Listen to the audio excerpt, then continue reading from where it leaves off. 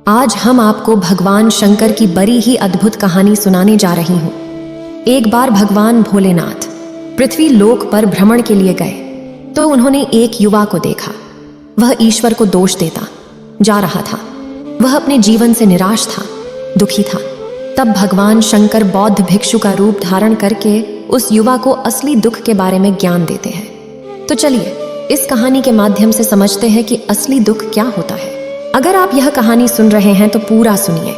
इस कथा को आधा अधूरा छोड़कर जाने की गलती मत करिएगा, क्योंकि इस पवित्र कथा को पूरा सुनने से मनचाहा फल की प्राप्ति होगी। इसलिए इस कथा को पूरा सुने। आप शिव भक्त हैं तो भोलेनाथ का अनादर ना करें। सुख और दुख एक ही सिक्के के दो पहलू हैं। ये बात तो आपने सुनी ही होगी। सुख और दुख हमारे जीवन में लगातार आते ही रहते हैं और हमें लगता है कि हमारे जीवन में हजारों दुख हैं, हजारों समस्याएं हैं। लेकिन अगर आप वास्तविक तौर पर देखें, अगर आप इस बात को अच्छी तरह से समझें, तो आप ये समझ पाएंगे कि हमारे जीवन में केवल एक ही दुख होता है। और दुख क्या है वो हम इस कहानी के माध्यम से जानेंगे। और उस दुख का निवारण, उस दुख का समाधान क्या है, वो भी हम इस कहानी में ही जानेंगे। तो इस कहानी के अंत तक जरूर बने रहिए। एक समय की बात है, एक गांव में एक व्यक्ति रहता था। उसका नाम सोनू था। वह बड़ा आलसी था और अपने जीवन से बहुत निराश था। और उसका कारण यह था कि उसने अब तक अपने जीवन में कुछ भी हासिल नहीं किया था। वह कुछ भी नहीं करता था। उसके घर वाले भी इस बात से बहुत परेशान रहते थे।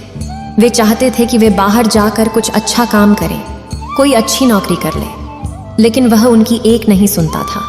उसके घर वाले दूसरों का उदाहरण देकर उसे ताने मारते थे, उसे तरह तरह की बातें कहते थे, लेकिन उसे कोई फर्क नहीं पड़ता था। जबकि उसके सारे मित्र कामयाब हो चुके थे। कोई अच्छा व्यापार कर रहा था तो कोई अच्छी नौकरी कर रहा था, जिस कारण जब भी वो लोग मिलते तो वे लोग अपनी बढ़ चढ़कर बड़ाई किया करते।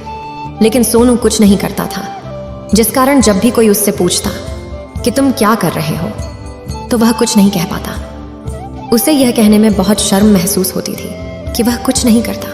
वो हमेशा सबसे केवल एक ही बात कहता था कि मैं कोशिश कर रहा हूं, लेकिन उसकी कोशिशों का कोई भी फल किसी को नजर नहीं आ रहा था।